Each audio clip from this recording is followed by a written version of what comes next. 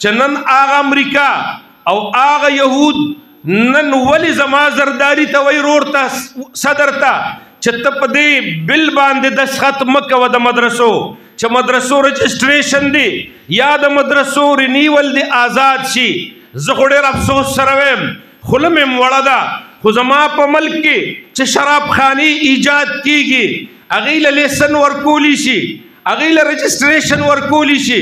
زما په ملک کې چې د ډامخانې زما په ملک کې چې د یو کلب هغې افتتاح کیږي هغې له رجسټریشن ورکولی شي.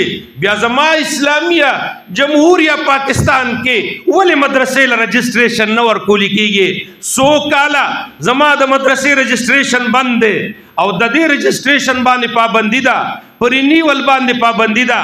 دا ولې زما ورونو یاد ساته نه زمونږ نواز شریف نه زمونږ شهباز شریف نه زمونږ آصف زرداری صدر نه زمونږ د ملک بل وزیر اعظم هغه دا نه غواړي چې رجسټریشن دی پابندي وي خو هغه دا غواړي هغه د یهود او د نصوارا امریکا غواړي چې پاکستان کې دی په مدرسو پابندي وي مدرسو رجسټریشن دی نه ورکوي.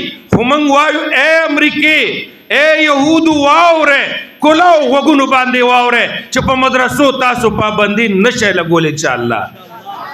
او دا عوام دا مسلمانان دا عاشقان رسول انشاءالله مونږ سره په دې د مدرسو میدان کې د مدرسو په خبره کې انشاءالله مونږ سره ولاړ دي. ولاړ به یې که نه به یې لاس پورته کې چې امریکا او یهودي وویني چې الحمدلله د پاکستان مسلمانان دا د علماو ملګري دي د پاکستان مسلمانان د مدرسو ملګري دي.